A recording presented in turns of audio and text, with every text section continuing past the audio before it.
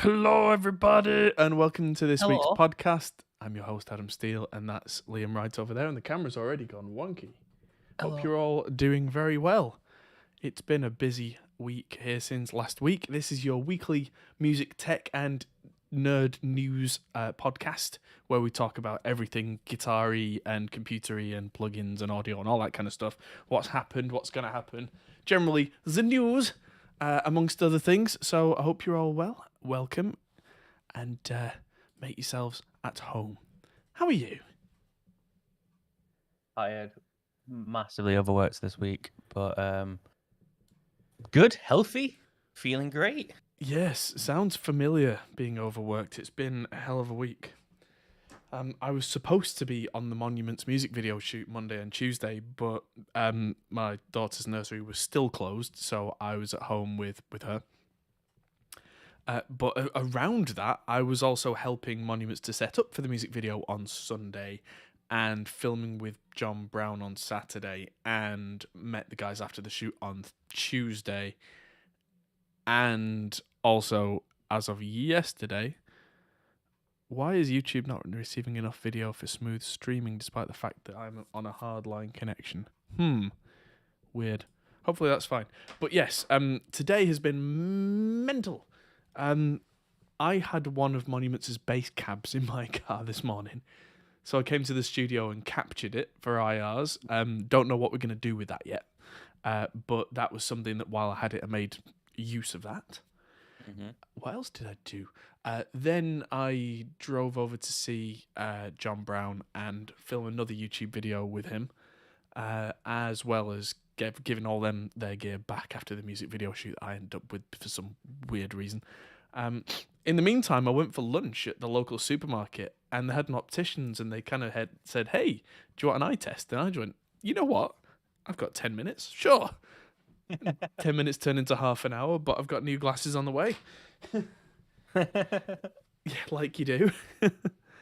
And then, I was supposed to go to the gym, but ran out of time, so I've got home, packed everything, and now I'm here. Hello, everybody. Hello. So, yes, it's been a long week, and I am very tired. There is a video that just went out on the Produce Like a Pro channel that I am in, which is about the Antares Ultimate Bundle. Turns out it's more than just auto-tuning. It's actually quite a lot of fun. There's some crazy stuff in there which really kind of helped with me coming up with vocal parts called the Harmony Engine. All right. Where, did I send it to you where it sounded like there was a choir in there? No. Well, I must have put it on the Discord. But yeah, there's a thing where the video that I did for Victory for the Super Kraken, I put a vocal line over the top. I came up with something, and I had time to make two vocal lines, just the main one and one backing. No doubles, no triples, no harmonies, no nothing. And I used the harmony engine, and suddenly the main vocal's got a full choir behind it, and the backing vocal is now like a 16-part choir. Sweet. Yeah, and I just had to press a few buttons, and it was like, whoa, okay. So that was a lot of fun. And so the 5-minute insert that I have on the Produce Like a Pro video is out now on their channel, and tomorrow my full version of that video will be out on our channel. Cool. So yeah, and tomorrow I'm filming another video for them for the Clear Mountain Apogee Phases plugin, which is out now, and that's really cool. And I've got another one coming out that is under embargo. That's going to be a lot of fun that comes out on Monday. Ooh. One that you can't tell us about. Unfortunately, but it's only going to be a couple of days, and then you'll see it on the Produce Like a Pro channel, and then very swiftly on my own. But yeah, I'm pretty sure I would be killed if I talked about that. I would be summarily shot. But yeah, not long to go, and then you'll know what that's all about. But yeah, they've been keeping me very busy, and I've got a video that just came out on our channel about, I don't know where I am anymore. Oh, the Red 7 Leviathan. That was a heck of an amp. Yes. And so I filmed a video with another Victory amp today called the Super Jack. The V130. Super Jack. It sounds like a superhero. Super Jack. Well, And a kind of pretty lame superhero. Who are you? I am Super Jack. yeah, Arch Nemesis to Terrible Dave. he can yes, he can lift the heaviest of cars, Super Jack. Ah, okay, right, yeah. Yeah, Yeah. so there's that. And that actually really impressed me and Brown both. So yeah, that video is going to come out in a couple of weeks. Let's see what else I have made, because I've got videos coming out very soon. What's unlisted? The Line 6 HX Stomp video for bass is coming out. Oh, that's going to have to come out on Tuesday because this other thing has to come out on Monday. But yeah, I've got Line 6 HX Stomp, and that sounds great with bass. I'm really impressed.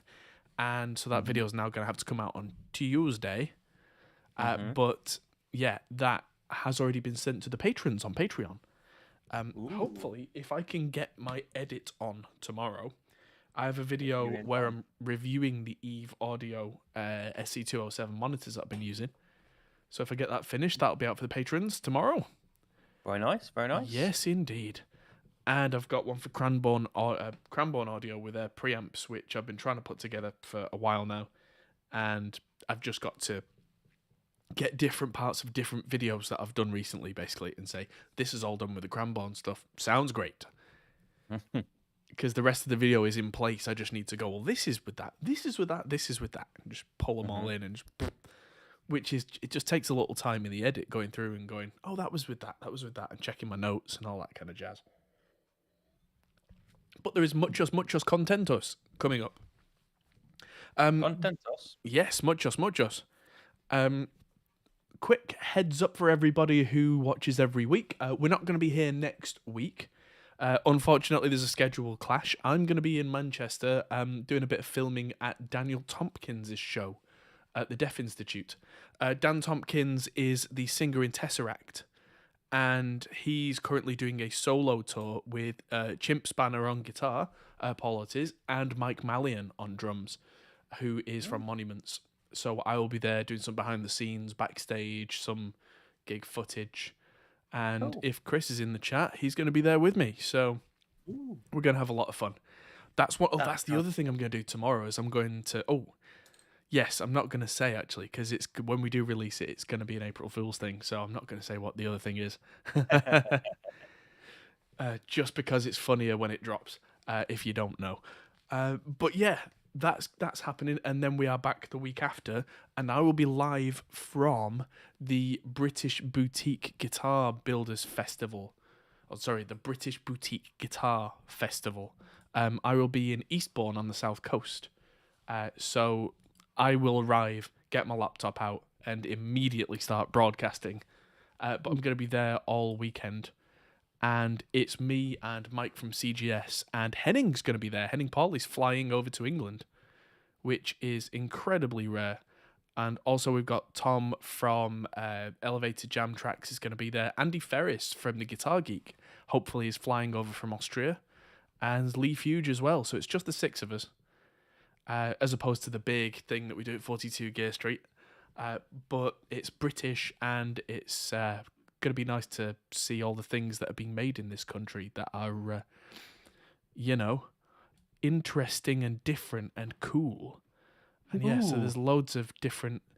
I'm just going to pull this up on screen, actually. I was about to say, give us a bit more info on it. Here we go. That button. There we go. The British Boutique Guitar Festival.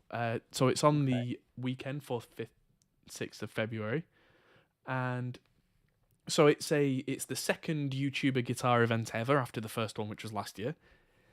And so a lot of us met at 42 Gear Street in Germany. So we're doing a kind of a lean, mean British version. So yeah, Mike from CGS, Henning, Tom from Elevated Jam Tracks with a fantastic photo. He never likes his face to be on camera. That guy, Andy Ferris, and Lee Fuge. Of course, that guy, for anyone listening on the podcast, the audio version, that's me. That guy. Yes. Visual jokes aside. So we've got some boutique builders, Lighthouse Instruments, Parkhurst Guitars, Crow Bass, which I'm very interested in playing. LT Custom Guitars, DJW Guitars. That's just for one day.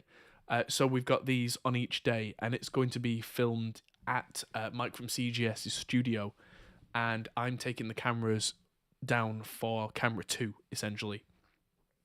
So I'm going to be manning the system and setting up a second filming room, so we can, if possible, film two videos at the same time, and really do some deep dives on some of this gear and what makes it special and different. Mm-hmm. So yeah, it's going to be a lot of fun. I'm going to be down there for a few days. Get to see my friends. I was about to say, like, how are you taking more than one camera for camera 2? You mean for like camera 2 setup, sort of the second camera set? Studio B, I meant. Yes, so it's a second set. Sorry, my words became spaghetti. I can words.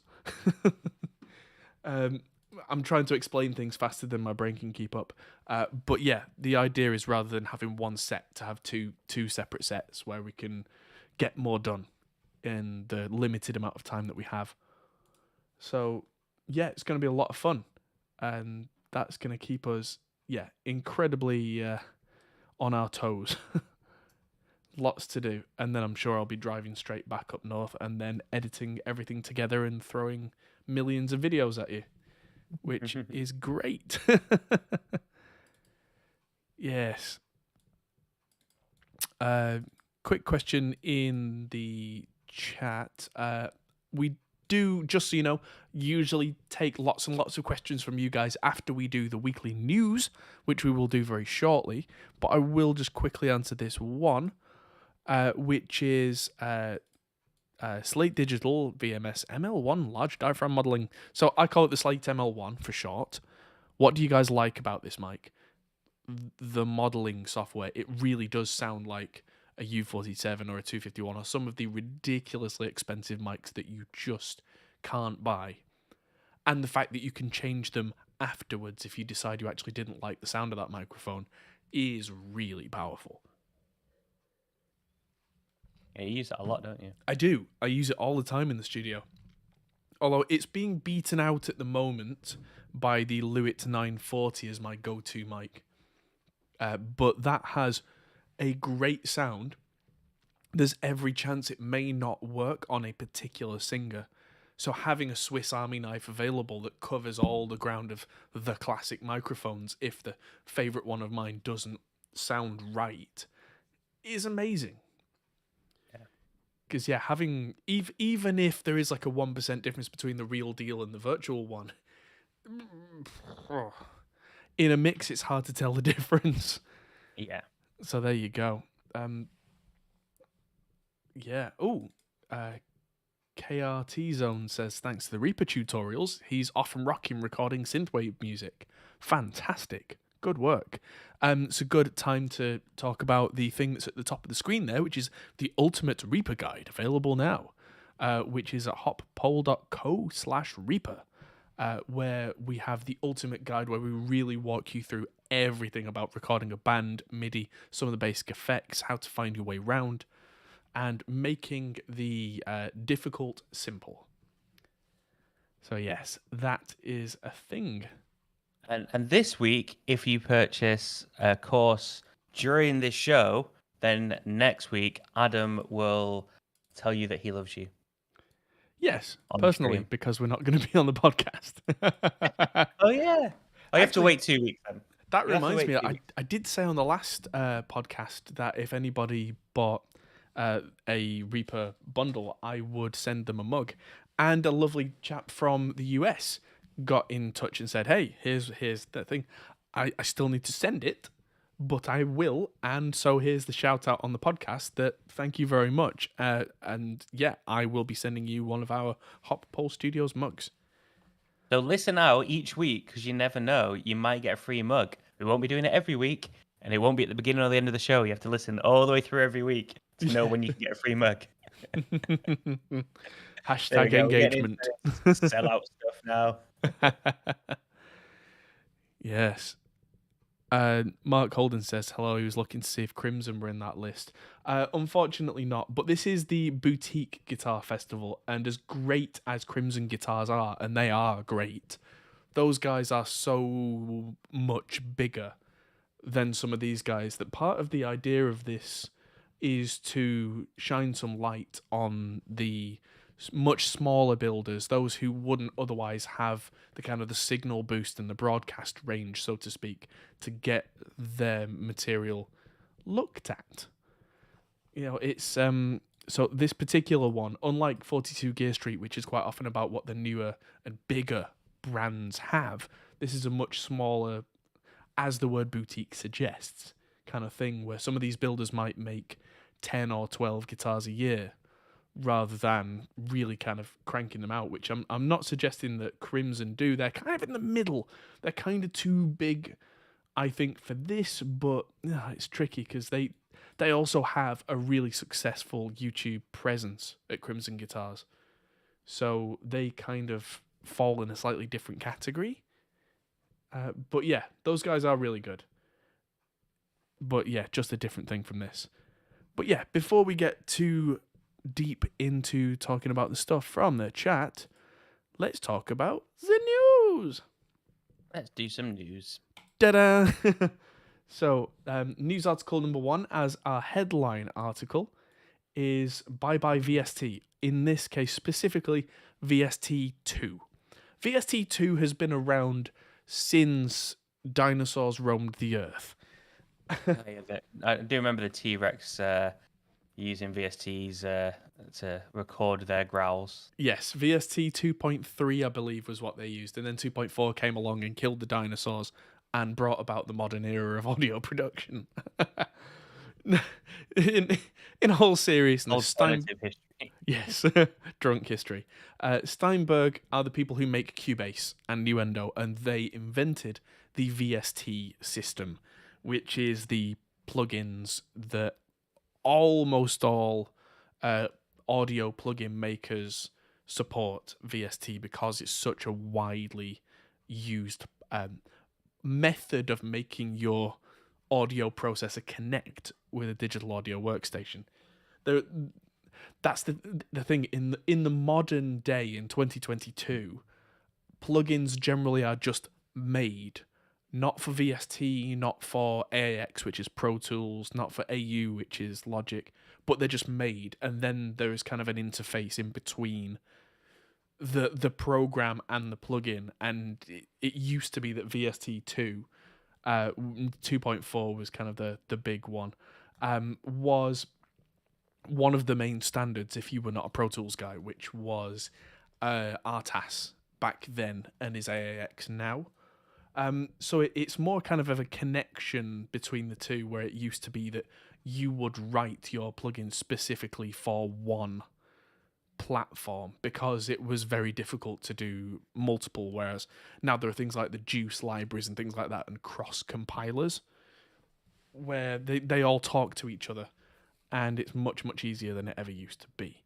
But VST 2.4 was designed many, many years ago. I was using it in 2000. I think that's when I started using VST 2. And there are some small limits to it. VST 3 came around in 2008, as the news article says, but it wasn't really widely adopted for a while because I think a lot of people didn't think there was any reason to. And because if it's just a connection between the DAW and the plugin, what do they do differently? And on the surface, nobody really cares. But what it comes down to is things like VST 3 can do clever things, like there's support for a thing called ARA now, which is a thing that Melodyne uses, where you don't have to transfer loads of audio between the two. It can just work. Because VST 3 supports some very clever extra features, where the plugin itself can then control the DAW through a special set of commands and extra stuff.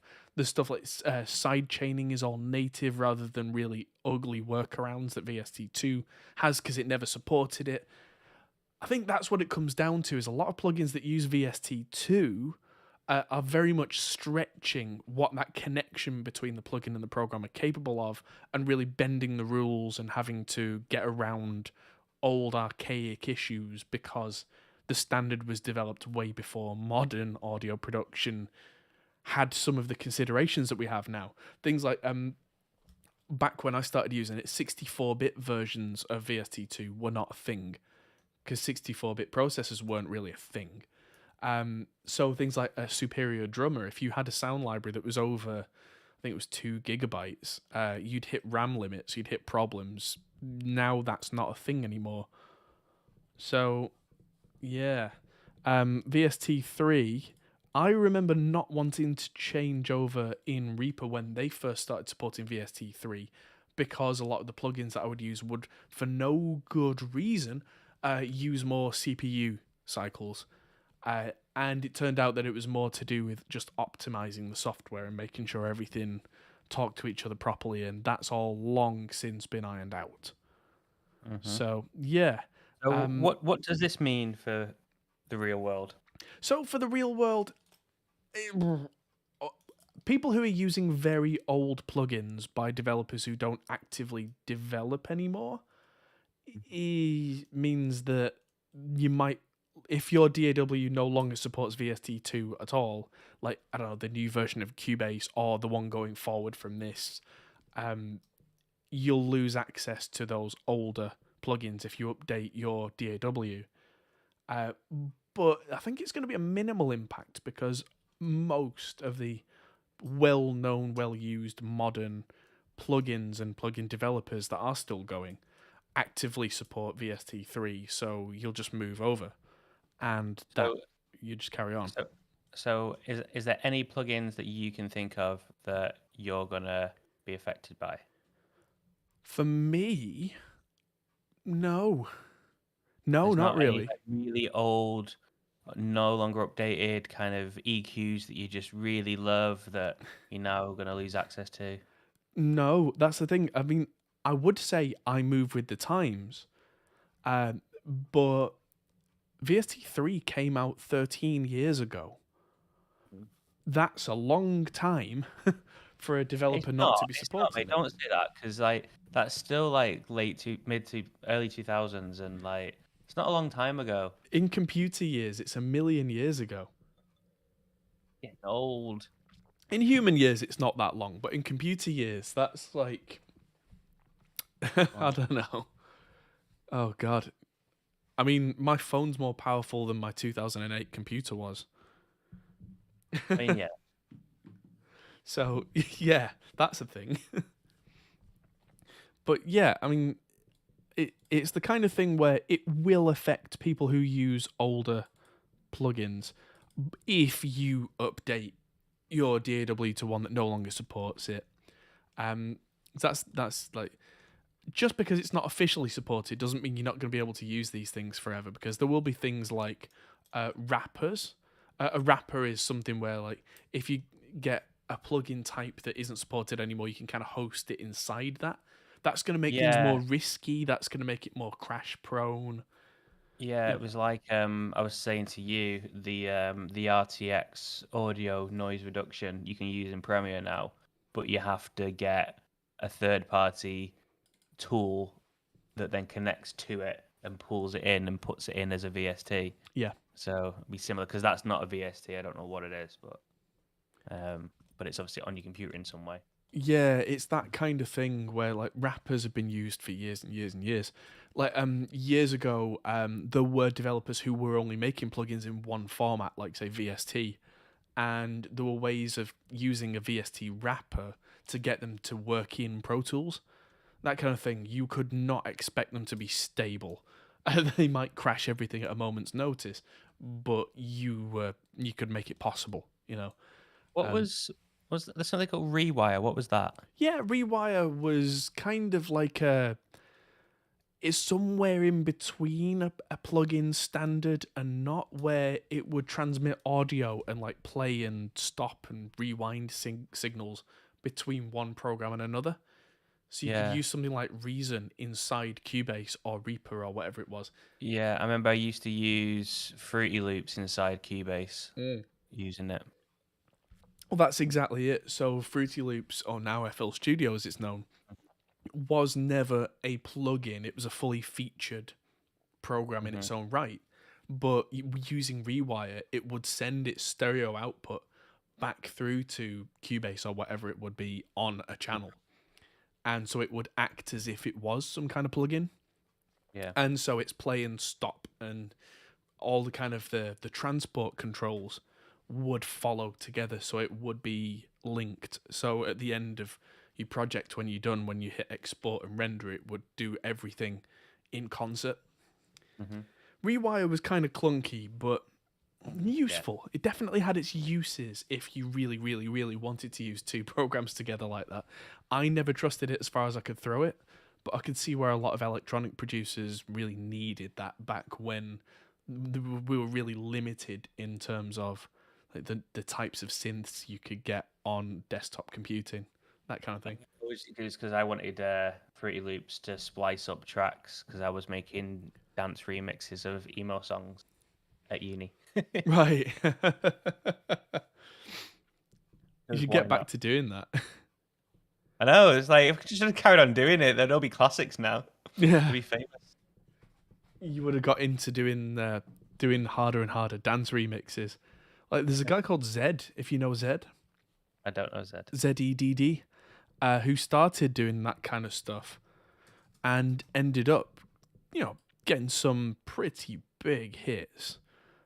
He's let's see, he won a Grammy in 2014 and was nominated for another 4.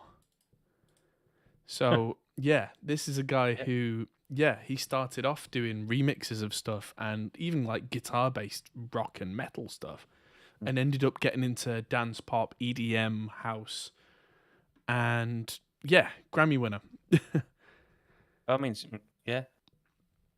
So, who knows? You never know. Could have been the next big thing in dance music. Yeah, well, there you go. What else we got?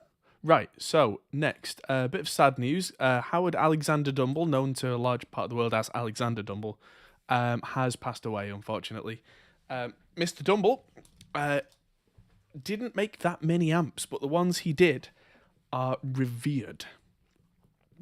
I believe he was the guitar tech for people like Stevie Ray Vaughan back in the 80s and 90s. All right. Maybe even earlier.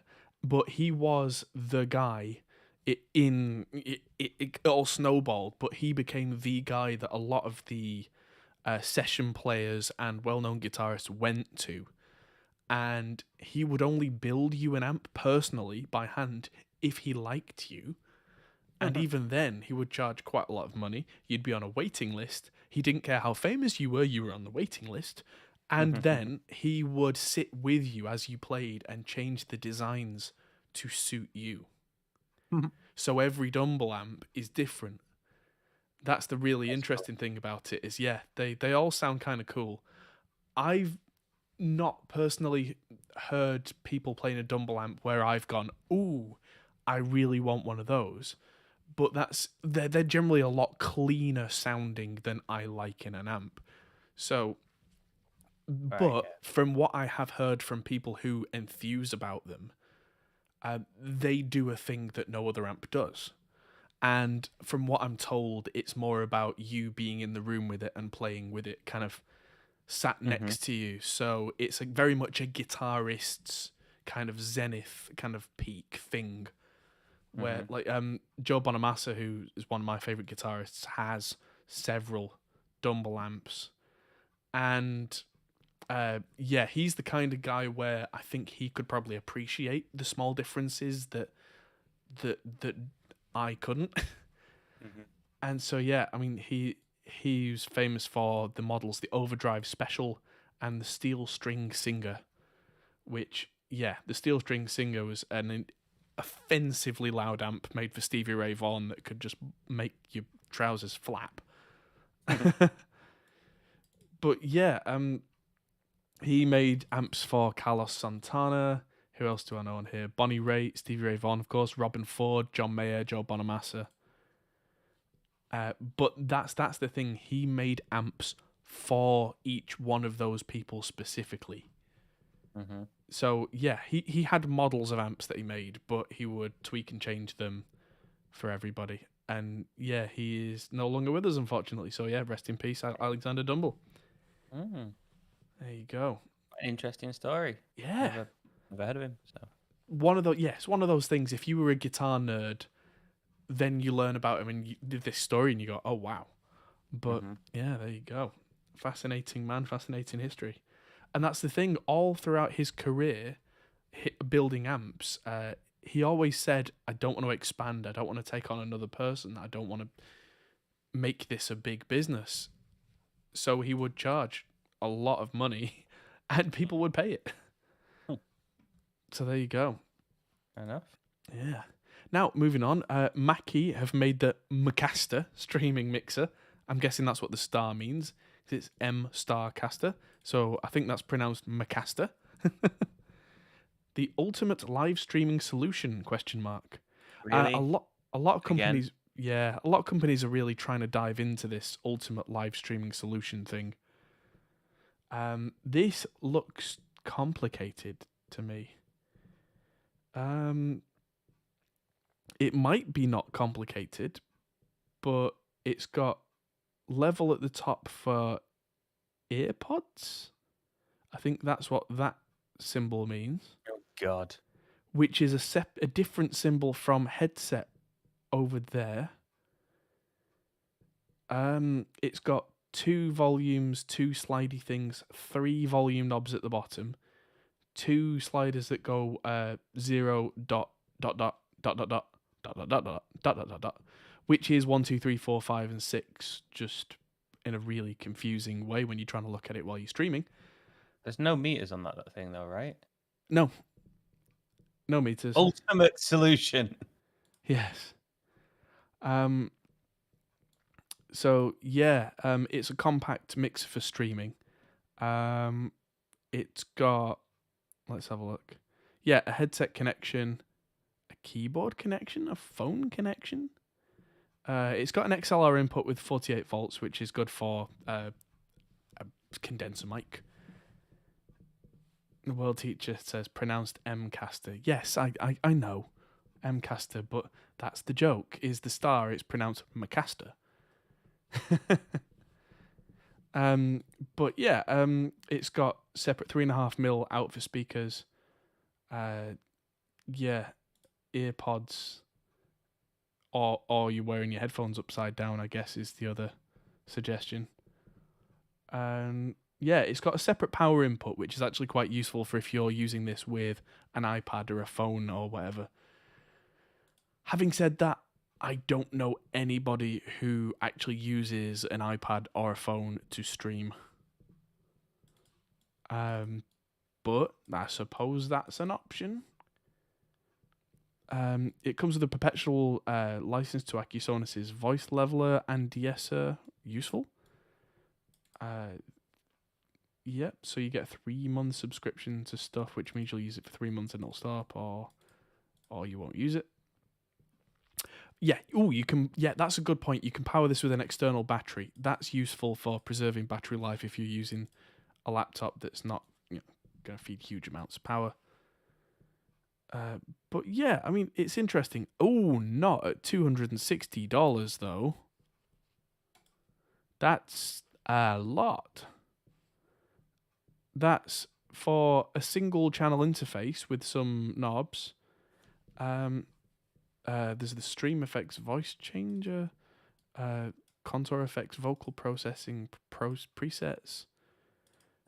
Like that and a Stream Deck, even just the Stream Deck app and the software, along with like an Evo, would be way better.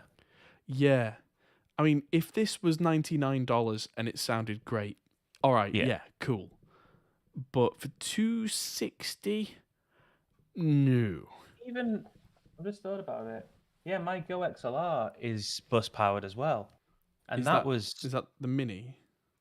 Yeah. And that's great. It's brilliant. The price, it's just great. Yeah, Go XLR Mini is £164. So what's that? About $200 probably. Yeah, maybe 250, 210. Yeah, it's got way more than that. Yeah, for it. And it's got all the metering, which is really kind of important. Yeah, and you can route all the different channels. So you've got like your mute buttons can be routed to different things. Mm. So I have a button that I can mute my output just to other people or mute it just to myself. Like for streaming, you've got so much variation because you've got a routing matrix with it. Yeah. And it's got cool colors. It's got cool LEDs, and which is Yeah. the only thing that really matters. Hmm. But yeah, I mean that's the thing, is that this has for me quite a confused layout on the top and a high price tag. Yeah, that needs to be cheaper than that for that to work. Yeah. But it's probably going to get sold in Apple stores and stuff. So Maybe. I mean, the white one would work in Apple stores. yeah. But yeah, it's a thing. It's a thing you can buy. That's the In news. the Apple store, they're going to sell you that and an iPad Pro and some AirPods, and tell you that there you go away and do your stream for like $7,000. Yeah. Whatever it works out at. Oh, did you see the new AMD card, the 6500 XT, that doesn't even have any hardware encoding on it, so you can't really stream with it? No. Useless. Oh wow. Yeah. Every review that's been out about the 6500 XT has been, this is terrible. Oh dear. Jose says, is it similar to the old Behringer BCR MIDI controllers but with an interface? Honestly, don't know. I don't know if these are digitally controlled encoders or whether they're actual hardware. We'd have to see, but it just seems really confused. You know, don't know, but we'll see. So, moving on, Positive Grid, the people who make Bias, have made a guitar interface. And this seems very simple to use. Big numbers for what the gain is at, which I can see being useful. Meters, so you can see meters are always good. And the riff interface. So, yeah, onboard tone mode. So it's got 3 preamp emulations on board. I don't know how that integrates with Bias, but I suppose that's kind of cool that they're doing stuff in 0 latency, or on board, so low latency. There's a direct mode for 0 latency tracking. Auto gain features always good. Audient do that on the Evo systems, so you press a button, you make noise, and then you don't need to know about gain. It just sets it for you. That's all right. Oh. That's good for guitarists. That's the kind of feature I want to see. Is where, because guitarists don't tend to know how high they should have things on an interface before it clips. If they can press a button, play really hard, and then it sets it, great. Let's have a look. Blah blah blah. Windows and Mac, 24-bit 96K, which is pretty standard. A USB Lightning cable for iOS is included. That's a nice touch. Oh wow! And you can get that with Apple these days. Yeah, and the pre-order is $99. There's the price point. There you go.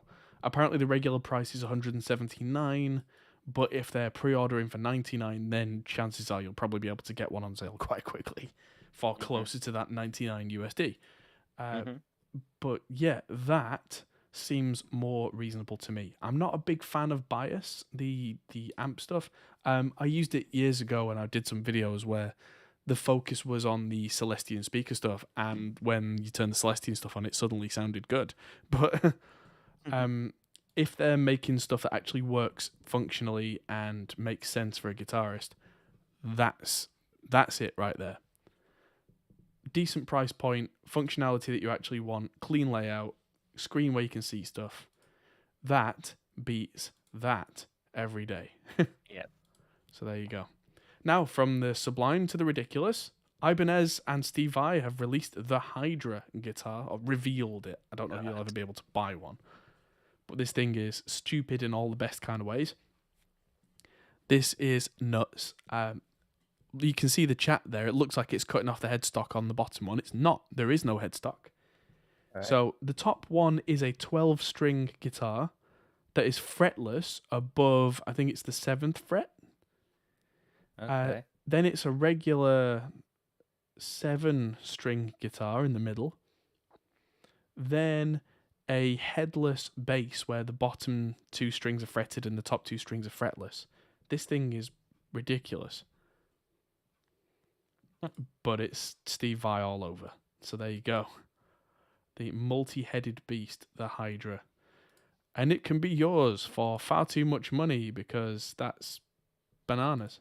There is a video that they put up on Instagram. What's it made by? It's made by Ibanez. It's the Ibanez custom shop.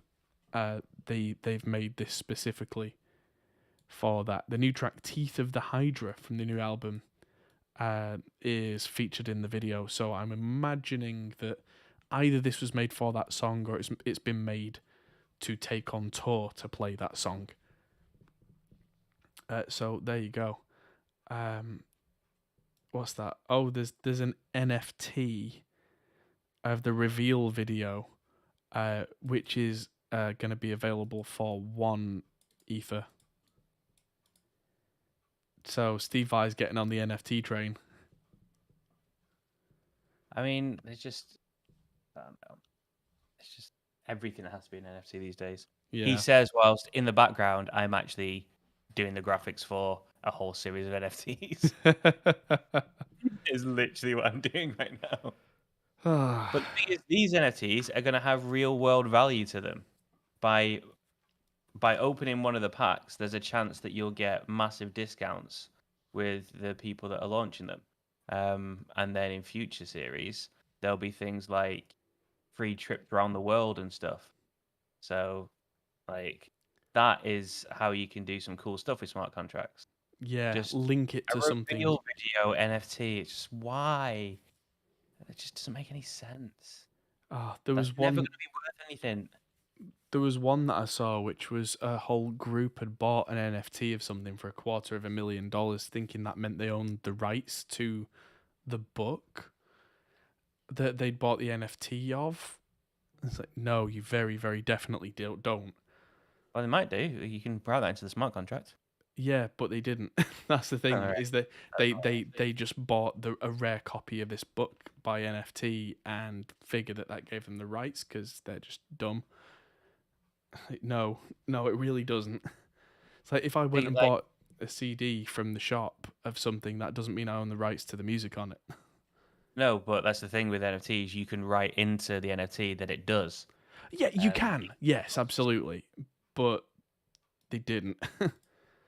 Because I say that's the sort of thing that I'm working on and what I really believe on in terms of smart contracts and what you can do with NFTs.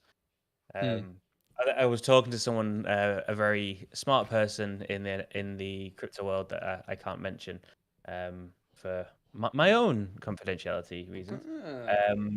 But I was talking to him about the concept of turning the houses into NFTs and putting them on the blockchain.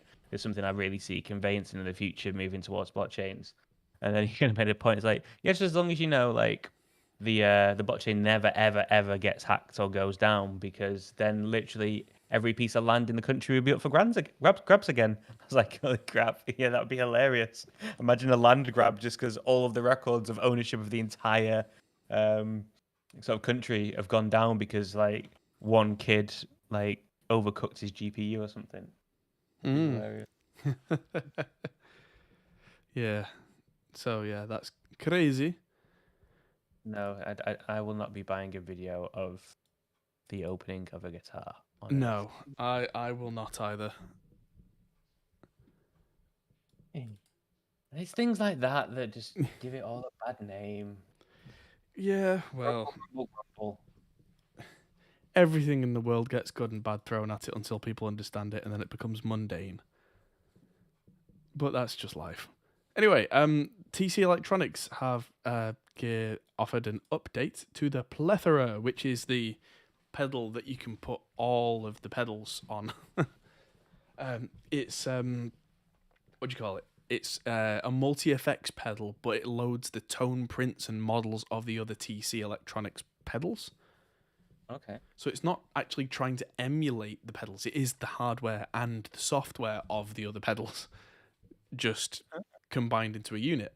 we mentioned these on the channel a year ago, maybe 2 years ago, maybe when they came out. It was really cool. The idea being that, yeah, there's limited control on the front of each thing, so you kind of set the settings how you like them using a USB control. Apart from the one knob that you can leave available to do whatever the interesting thing is that you might need to do during the show. And then you've got 5 of them all at once in one pedal that you can turn on and off. Very useful. But yeah, now there are things like the Alter Ego Vintage Echo is now in there, which is one of the more popular separate pedals. I don't know what the other updates are. Oh, apparently the signal chain can now run from right to left rather than left to right. That's good. So yeah, you can now choose which direction the signal goes. That's good. I'm imagining someone made a mistake, not a mistake, but an idea that when you look at a screen, everything goes left to right, which makes sense because then your signal would go left to right. But on a guitar pedal board, traditionally, the input on a pedal is on the right and the output's on the left. So your signal from a guitar generally goes right to left.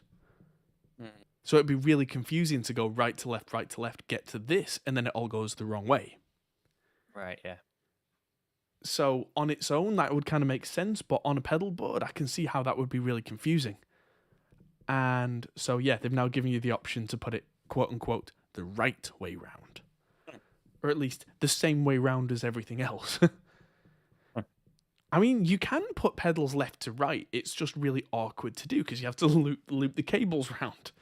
Yeah. So nobody does that. At least nobody that I know does that. There'll be somebody out there because there always is whenever you say anything like that. There's always that one person. But yeah. Yeah, I do that. Don't discriminate against me. It's like, okay. So yeah, there's extra stuff. Apparently external expression pedals work better. The hot knobs graphics in edit mode are better. MIDI control latency is lower. So they've done things that feel better by the look of it and added extra sounds. So that's all stuff they did. There you go. Now moving on. Blue Cat, my friend Guillaume Jolin, the programmer who is behind Blue Cat Audio, has made the connector plugin. Now, this is very similar in some ways to a plugin that I've used for years called Restream. Not Restream.io, which is the thing that I use to broadcast this on YouTube and Twitch. REA Stream, it's a plugin from Reaper, where you can send audio over either on the same computer to another program or over the network by IP address. This does that in any program, not just Reaper, but it's also Pro Tools compatible, VST, of course, audio units. So you can send audio and MIDI, importantly, across the network with very low latency that's compensated for. There is a thing called drift compensation if the network is not exactly stable. So that can be done. You can send things from app to app on the same computer, or across the network. So you can send things from, say, Pro Tools on one computer to Cubase on another computer. And that could be really useful in a lot of ways that I can think about. I mean, if you open up a port on your router, you could send a lossless perfect audio signal over the internet, which is something that already happens with companies like Audio Movers. Make a rather expensive plugin that does that, which is used all over the world now for remote sessions where you get wave quality audio coming in streamed so you can hear exactly what things sound like from somebody else's studio and work remotely. A lot of the LA guys are using that now because it's lossless. So if your upload speed is up to it, which a lot of fiber connections are now, then yeah, there you go. And yeah, it can be on the same network, or I'm sure if you port forward, you could do it over other networks. But yeah, you could use it like we were talking about with Rewire. You could use this like Rewire, I guess, to send audio from one thing to another losslessly or on the network. Yeah, very, very cool. So yeah, that's now a thing. It's €39 or dollars. Sounds reasonable. Yeah, and that's a one-off price. So unlike audio movies where you pay in monthly, this would work forever and ever. So yeah, very clever stuff from Guillaume. Well done, Blue Cat. Last but not least, time for Behringer Corner. Behringer moves into the content creator market. They're everywhere. With the Video Mic X1. Are they bringing out old content creators in a new form? Hey guys, welcome to Vessel. Yes.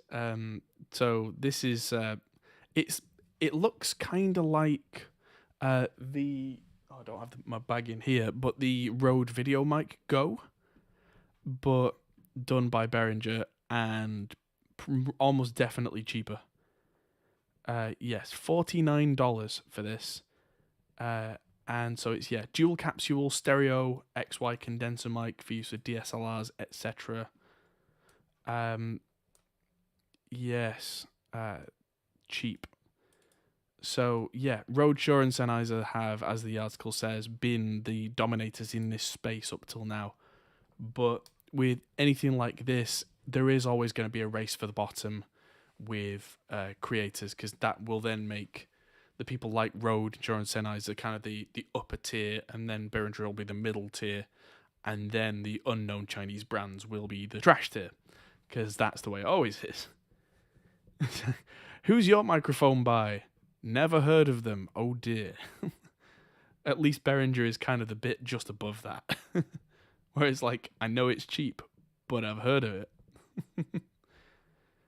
That's their tagline right now. Behringer, I know it's cheap, but I've heard of it. It's funny because it's true.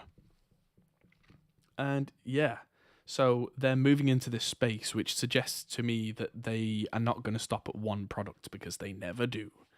No.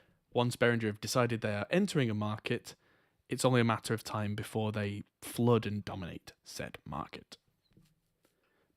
There'll be the Behringer D5 Mark II soon. Yeah. It'll be their first camera.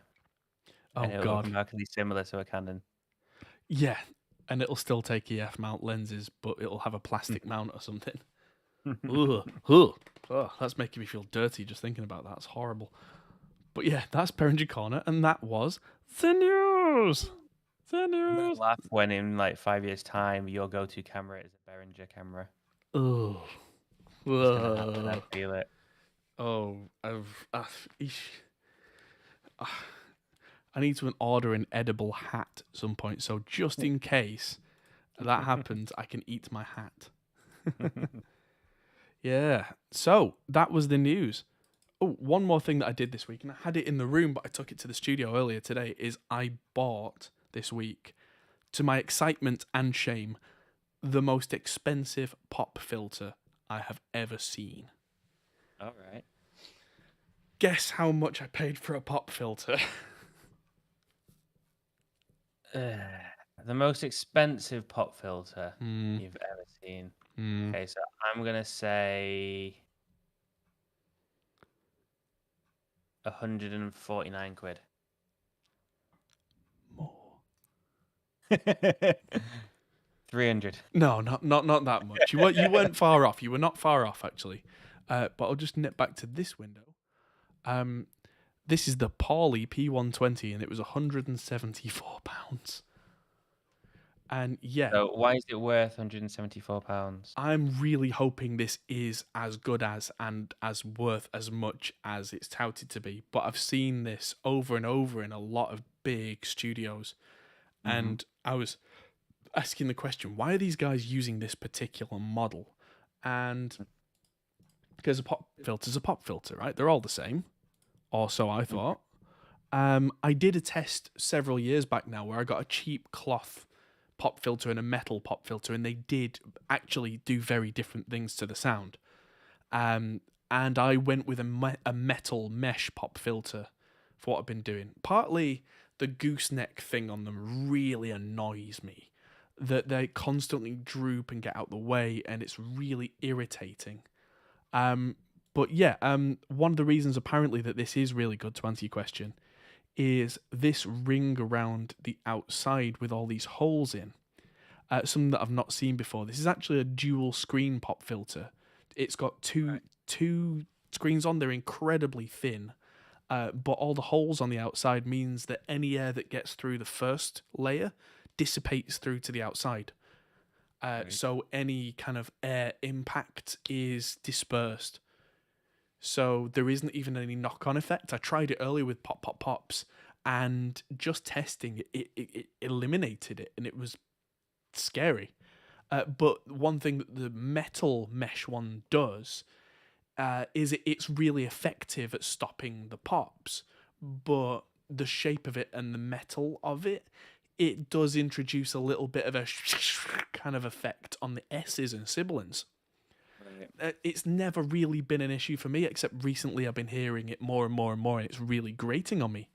So I saw this and saw a few proper testimonials and thought, you know what, I'll try it. And it comes with this thing called a spider clip, which it's got apparently a lifetime warranty. But this attaches to the spring suspension mount that the microphone is on. Mm-hmm. So there's no gooseneck anymore. So it just mounts directly to the mic, and it can't drop, it can't droop, it can't wobble, it can't go anywhere. Mm-hmm. Which was a big selling point for me. And removing the gooseneck and all that kind of stuff, especially someone who does a lot of filming with microphones, I want this to be as clean looking as possible. Yeah. And the other option that it comes with is this, which is a microphone stand mount. So I can actually put a second stand in with this on. Right. So if the stand is solid, then it's not going to droop, and it's not going to, like goosenecks, they're great until they're not great. Yeah. Mm-hmm. I mean, yeah, Jose in the chat saying Quincy Jones used some pantyhose as a pop filter for We Are the World. A lot of people did from the 50s right the way through to like the 80s and the 90s. It wasn't uncommon. It works. It's just not pretty, and it's not clean as a setup. And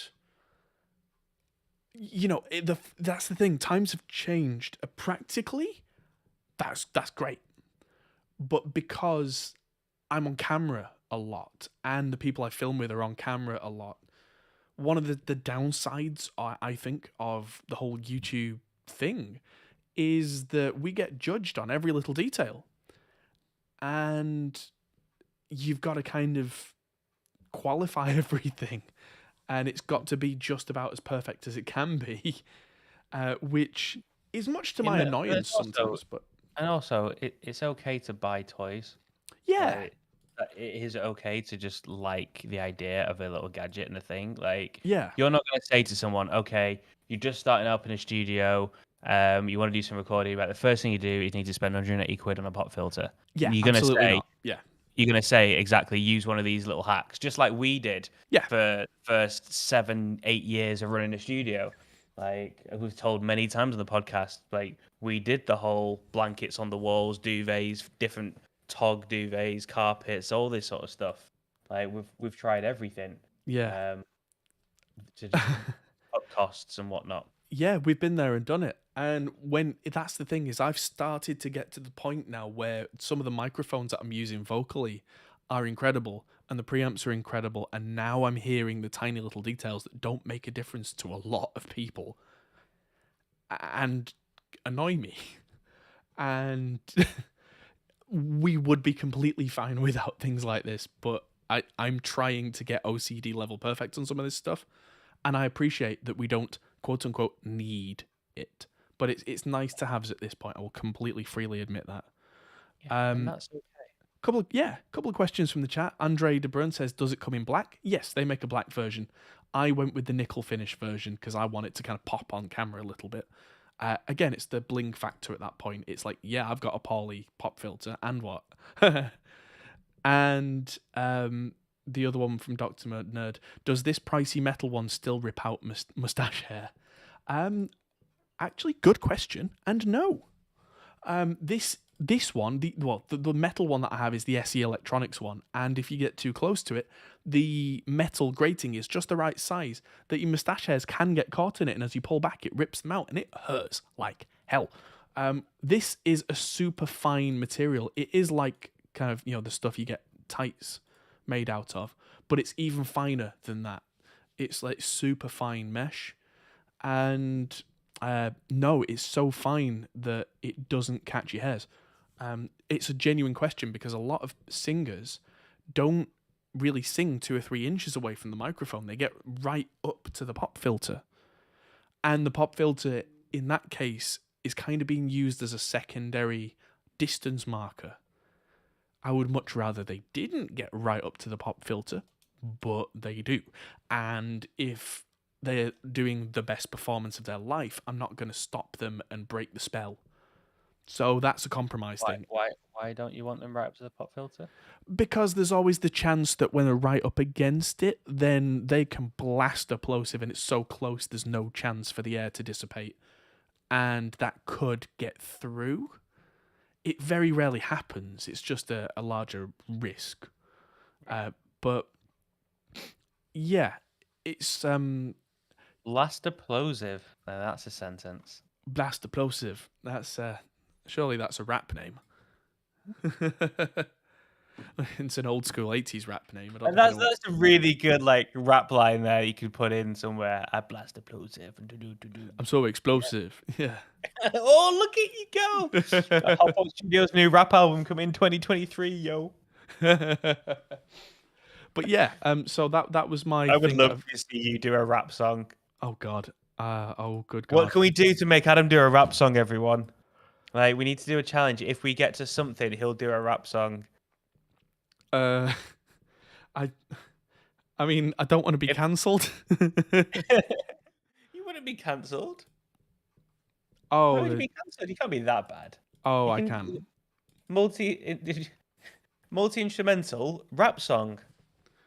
Play all the instruments still. It's just instead of singing, you got to rap, and you can't just pick a Linkin Park song. Yeah. But yeah, a multi-instrumentalist for a rap song is Actually, just no, kind you of could 20 angles of someone sat at a laptop. Yeah, and I would allow a Linkin Park song. No. I could never. That's another reason that I picked a very specific Linkin Park song to cover is there is no Mike Shinoda part in the song that I covered because no. I'm English for a start. That just there are styles of rap that English guys can successfully do, drill and garage and that kind of stuff.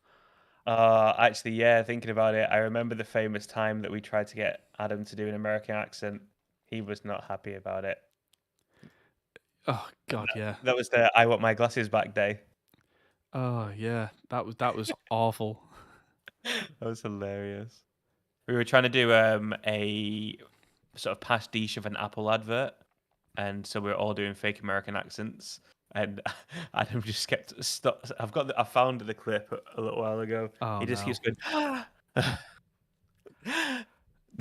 He just couldn't get started because he was like, I don't want to do this. I was trying to psych myself up, but I'd been put on the spot of, hey, be American, and I'm like, no, I'm English. It's not even an identity thing. I'm just not good at American accents. I've never wanted to do that, so I've never spent any time thinking about regional accents or anything, and so I'm just going, I'd rather not. The thing is that you came up with the absolute best content as a result with that I want my glasses back line. And it just it was the best part of the whole video, unintentionally. You thought it was the best part unintentionally. It was so funny. Oh, Still laughing. Still laughing at me, yes. No, laughing. Well, you can laugh, right? You can dance. Everybody look at your hands. Timing of it. It's definitely not laughing at you. It's even if you weren't laughing yourself, it was just the comedy timing of how well you did it. Yeah, sure. Let's go with that. I wasn't laughing because you were struggling. It was just the way that it was one of those kind of in betweeners or the IT crowd sort of style comedy. Yeah. I always hated the in-betweeners. But there we go. Moving on. Who's it? Shashwat in chat says, guys, should I upgrade to Windows 11? No. I don't think so. Firstly, there's no need to yet. And secondly, I found that the upgrade process can be quite destructive. As a separate question, is Windows 11 bad? No, I don't think it is. And if you were to buy a new computer that has Windows 11 on it, great, fine. A fresh install of Windows 11 is probably perfect for audio production. I don't think it's an issue for audio producers. I just think that upgrading from one OS to another needlessly can cause complications if it's an upgrade on the same machine. But it's Windows 10.9 or whatever. Yeah, pretty much. There's no need. Like, I've got it on this machine. I've had absolutely zero issues with anything. I kind of like it, but I also have Windows 10 on my laptop, and I don't remember. Like, I don't go, oh, I'm on Windows 10 on this machine. I just use that laptop. And then the other day I was like, oh shit, I haven't upgraded this one yet. Like, they're so similar. It's just the Windows button is a little bit further into the middle of the screen. That's like the main difference. I believe you can now move that to the left as well. So, oh, should we be able to put it back? Yeah. Negating everything. Yeah. Yeah. And then there's just like window snapping, which I don't use anyway because I use Power Toys. So yeah, there's other things, but the one thing I would say, but it's not that important, is given that they're moving everything out of Control Panel and into settings now, they are making the general Windows settings better. That's good. Which is good, like, because like I say, I think I said already, like the audio section of Windows 11 for like your general audio settings is way better than Windows 10. Like way better. You don't have to go into Control Panel to actually do proper like changes to your mics and not mics, but like you box standard inputs. Like, it's not ASA or anything, but it's way better than it was. Yes. Oh, yeah. So the other thing is, Shashwat was gave us all his specs for the computer. It doesn't matter. If it's a decent modern computer, it doesn't matter. It will run them both. It will run them both practically identically. It's not like when we were stuck in 2006 and upgrading your OS to something that required 5 times as much RAM as the previous version. Modern computers, if they work well at all, should be just about the same. Yeah, you're only going to potentially run into issues with compatibility. Like, you're not going to get anything good out of it, like Adam said. Don't not buy a computer because it's Windows 11, but I wouldn't upgrade. Yeah. I mean, if you're a tech enthusiast and you're like, oh, I wonder what this does, then you wouldn't be asking me the question. You would have already gone and done it. So if you're asking, I'd just leave it for now. Maybe a year from now, as Windows 10 starts to get old and Windows 11's more mature and has patches for things that I don't even know about yet and all that kind of stuff, it might make more sense at that time. But yeah. I think has to have a DirectX 12 GPU. Yeah, but that's every GPU since when? I'm pretty sure that every computer that's out for the last several years. A 960 is the oldest you can go back to, graphics card wise. Yeah, that's not even worth worrying about. If your computer is old enough that you're asking the question about DirectX 12, it's old enough that you should probably be looking at getting a new one anyway. Yeah. Before you start asking questions about OS, at least. Mm-hmm. Yeah. So there you go. Andre said upgrading a Mac killed all my old sound cards, which were fine for their purpose. Yeah, well, that's another thing. Is that, like, if you have a machine that is a work machine and everything works, don't go upgrading for the hell of it because everything already works. Especially for Mac, I find that I know audio engineers who use Mac OSs that are 7, 8, 9 years old because they have a system that is not connected to the internet that does a thing with specific hardware that works with their studio, and that works, and they're never going to touch it until it breaks. And that's fine for them. For me, I'm more of a cutting edge kind of person. But then I'm the kind of tech nerd where if something isn't working right, I will get the screwdriver out, physical or virtual. Or if it's really kind of resisting me, then I get the the other fixing tool, the Hammer of Doom, and fix it. The thing is, I mean, in most cases, upgrading your OS isn't gonna improve your audio recording. It's gonna improve some other quality of life aspects around it. Yes. So, like Adam said, if it's a work computer and it's working, don't upgrade unless you have to. Like for me, it's a matter of, are there things that you can't do because you don't have the new OS yet? Are there new versions of plugins or software that requires, or it's starting to require the new operating system? Yeah. Otherwise, yeah, it's just no way. I mean, especially with Macs, I definitely like. I mean, how many times you've seen it that like even as closely as they work with Adobe, like the new version of whatever Mac OS it is will always break all the Adobe suite, no matter what. Mhm. Yes. Just one question, one comment in chat. Jimmy said, "Puny little hammer. This is my desk hammer. This is the one I keep close to my hand. My lump hammer is in the shed." A good man has several hammers. Anyway, back to the topic. So my studio machine before I upgraded the last time was on Windows 7 for a long time, just about up until the point where Windows 7 was discontinued. Was Windows 10 bad? No, but everything I had worked perfectly with 7, and it was a really good working system that was supported by Microsoft and all the developers. And so everything continued perfectly well. When I upgraded to Windows 10, I had major issues initially. And it turned out it was some weird bug to do with ACPI, which is to do with the DVD drives that were in there, which were quite old. I pulled those out, and everything suddenly worked perfectly, which was a weird problem to have. But being the tech nerd, I troubleshooted it, hunted it down, figured it out. If that was a ready-made PC or a Mac that wasn't built by me and wasn't something I'd be happy with, the Hammer of Doom, knocking things till it works, that could have caused me major problems because I couldn't track in the studio with low latency at all, because I had an issue that upgrading to Windows 10 had unearthed.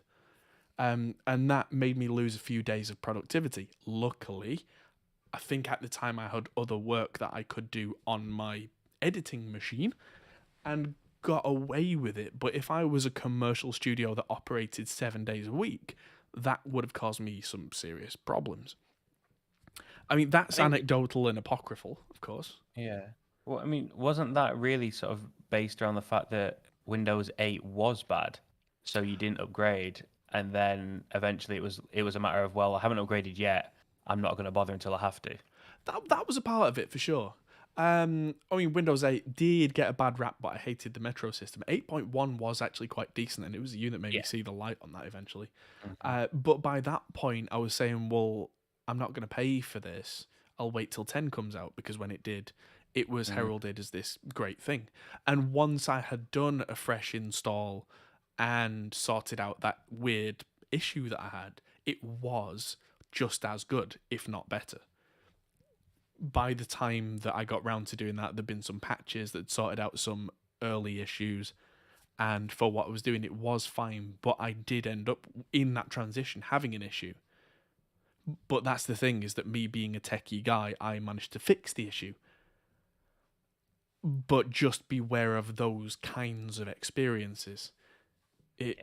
It's the kind of thing where if I wasn't like capable of doing like things using latency mon and looking at the BIOS settings and clocking tweaks and that kind of thing and really hunting down problems, I could have had a much bigger issue than I had.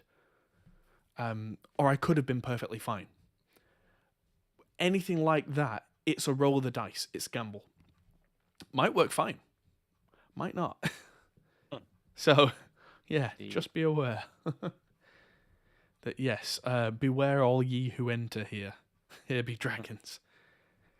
But yeah, generally, if you buy a new computer, you don't have any of these issues because the OS that ships with that computer has generally been tested and pre-vetted with that machine, so everything should work. And yeah, it's less of a problem than it used to be.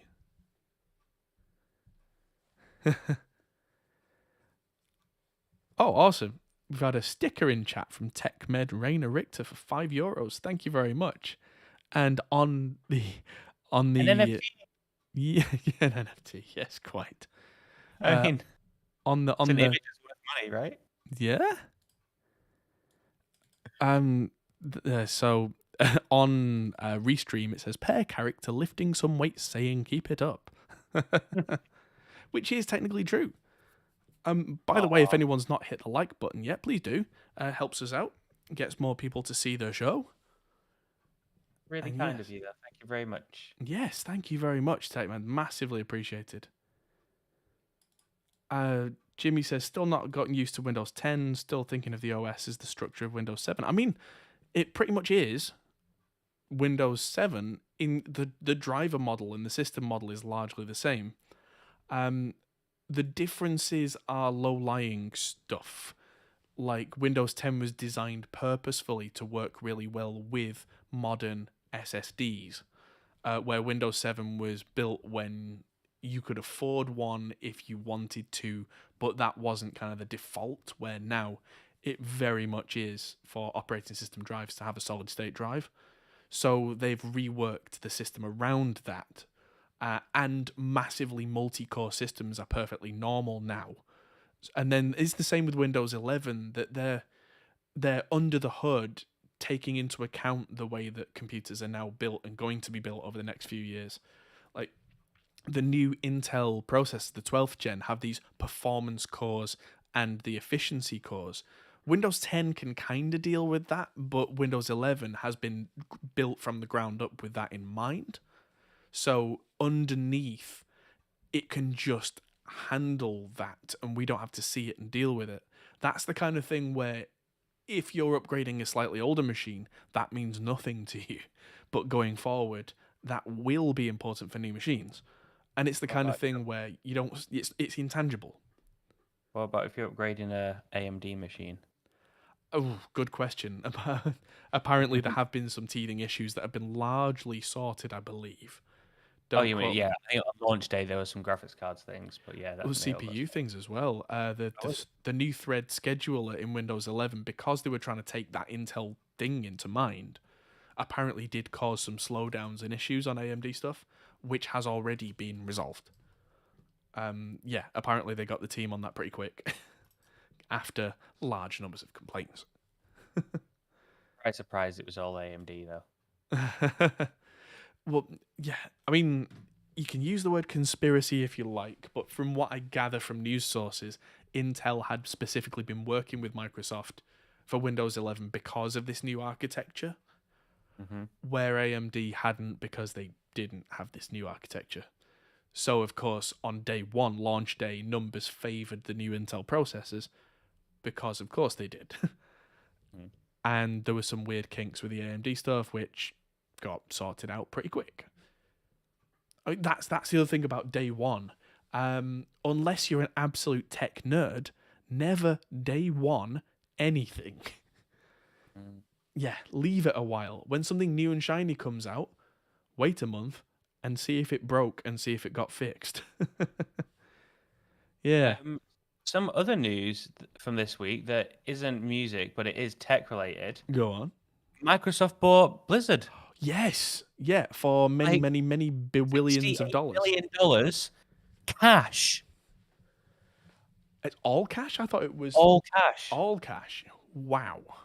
Yeah, they had apparently $180 billion in cash, and they've just blown half of it on the equivalent of a tech Lambo. Wow. Whoa. I mean, that's really interesting in the gaming world because now they own them, or they will own them. They own Bethesda, or ZeniMax, including Bethesda, I believe. And who's the other one they bought recently? Yeah. I think, or was it just a deal with EA? I think it's just a deal with EA. I mean, they've bought loads of studios, like loads of really cool small studios as well, like the guys that made the not Hellblade, what's it called? Swanner's Sacrifice. I can't remember the name of it. A really cool medieval game about kind of depression. Oh, Hell something. Anyway, but yeah, loads of really cool studios. But I think they're now the fourth biggest gaming company, which is surprising that they're not higher on the list than that. But that's the thing is that I saw something Vivendi who were part of Universal were bought by Right, it was Hellblade, I was right. right. So it's an interesting quirk of all these acquisitions is that one of the IPs that got bought up by Microsoft in one of the recent purchases was Crash Bandicoot, who were the poster boy for Sony. And now Sony won't be allowed to use Crash Bandicoot. They own Rare as well, that were big in a lot of the Nintendo games on the 64. Yeah. It's Mojang was the other one. Now. Mojang, they bought Minecraft. Is it Candy Crush they own now? King? Yeah. Yeah, because because that's all ZeniMax, I think. The same as Bethesda. Sure, it was something to do with the Activision purchase. Might be. But yeah, I mean like Warcraft, like yeah. Are you gonna get what WoW on Game Pass now? Like, because they're saying they're going to integrate loads of games into Game Pass. So, like, Overwatch is going to be on Game Pass. It's going to be incredible. I'm really excited. And the biggest news is the fact that I forget his name because I don't bother remembering it because he's an idiot.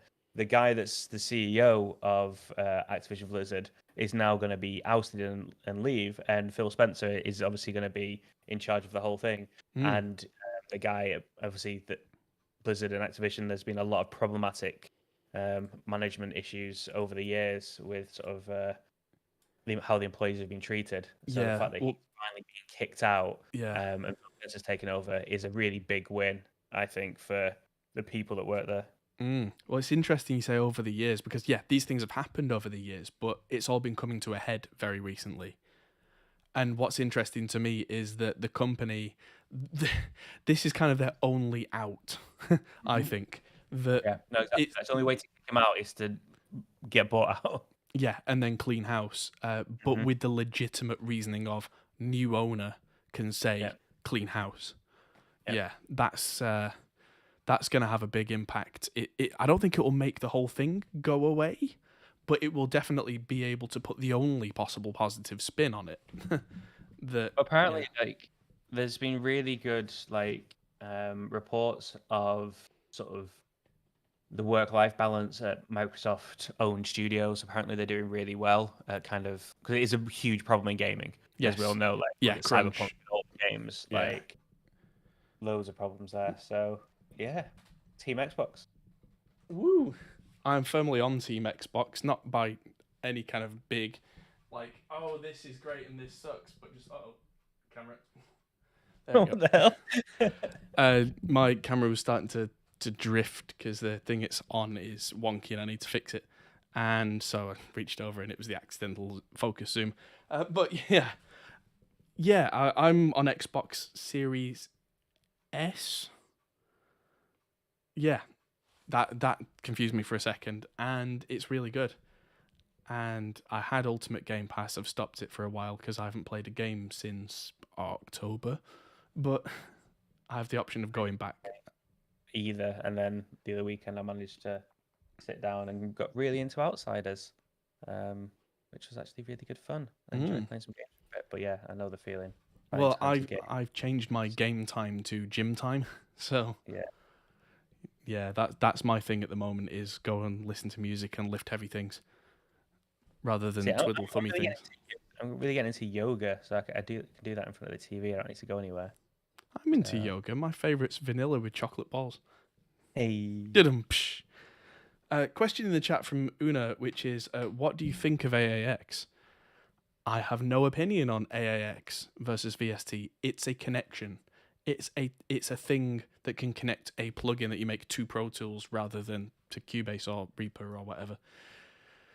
It's just a connection protocol. I would much rather that every company that makes a DAW used the same standard format, but because, like I was saying at the top of the stream, there are things called cross-compilers now that can develop exactly the same plugin for multiple platforms.